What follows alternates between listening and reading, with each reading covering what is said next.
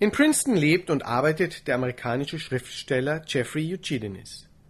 Sein jüngster Roman, Die Liebeshandlung, erzählt von einer jungen Frau an einem nordamerikanischen College zu Beginn der 80er Jahre.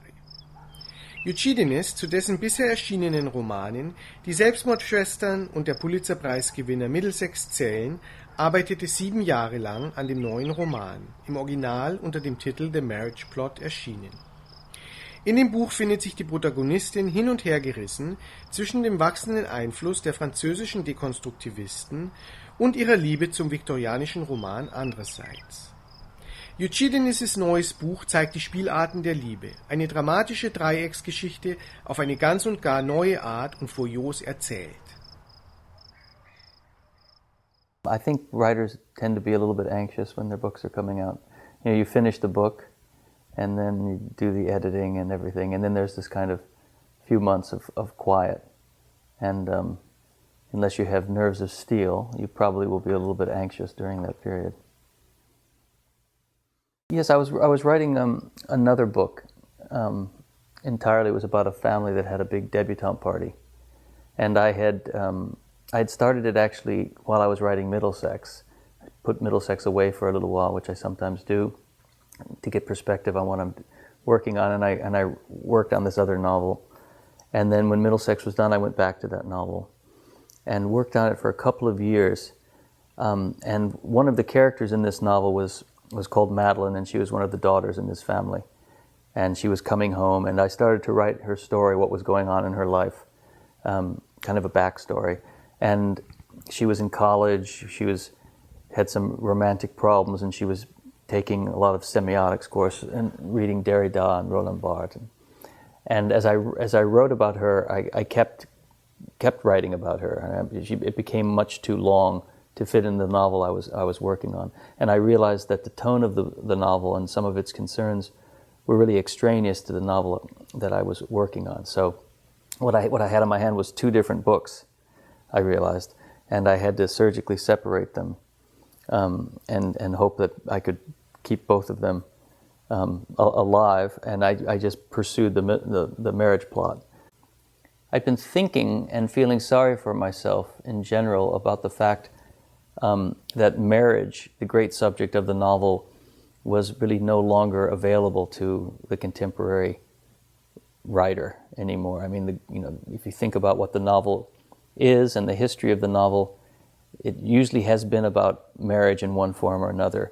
With the earliest books, like Jane Austen's novels, it's about a woman and who is she going to marry, and there's a number of different suitors. And then as the 19th century proceeds, you get kind of deeper, darker books about marriage, like the books of Henry James, where a woman, much of the plot will be about who she's going to marry, but then the novel will continue into her marriage, and you'll see, the repercussions of her, usually her wrong choice. Or Anna, you could look at Anna Karenina, and see how important the marriage is to that novel, and the fact that she gets divorced and all the problems that ensue in her life, and really leads to her suicide. Well, she was reading the semiotics. I little by little developed her interest in Victorian literature and the conflict between her love of 19th century fiction and her desire to sort of get with it and get hip with deconstructive theory. A young woman, in college in the 80s, encountering French theory and deconstructive theory, all of which tends to call into question the eternal verities of the emotions and certainly the kind of romantic illusions that she has. So she's encountering this at the same time as she's really full of romantic illusions. So it was that predicament, her love problems and what's going on with her education is what intrigued me about it. But it still affects a lot of our behavior in who we choose to fall in love with, how we fall in love, and it can mess up our lives just as much. So I finally did find a way to write a book that is a marriage plot, but also is not a marriage plot. So the novel obviously has lots of precursors. I was thinking of Henry James and Jane Austen, but maybe Cervantes is in there as well.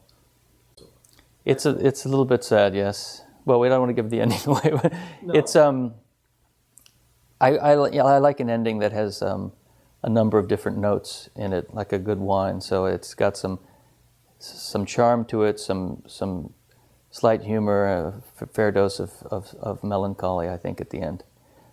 Most of all, I think it's the satisfactory ending for how you would write a modern marriage plot, especially with these three characters. I actually think I'm a realist, and I've always been a realist in my books, despite certain atmosphere of I don't know, of a little fantastic atmosphere in some of my books. Nothing ever happens that couldn't happen in reality, but this book is much more realistic in terms of the scene by scene play of the book. But even in a book like this, when you're trying to describe someone going mad, or even someone falling in love, you find that you're called on to come up with solutions that feel just as experimental as when you're writing a book that is perhaps less traditional on the surface. So I don't know. I don't look for sanity in my characters. I look for passion and intelligence. I think they're all fairly sane in a way, and I'll be in Berlin, Hamburg, Frankfurt, and maybe Stuttgart, I think, in November. So I'm looking forward to that. Mm-hmm. I always like touring in Germany. The audiences there and the readers there are so great that it's one of my favorite place to go.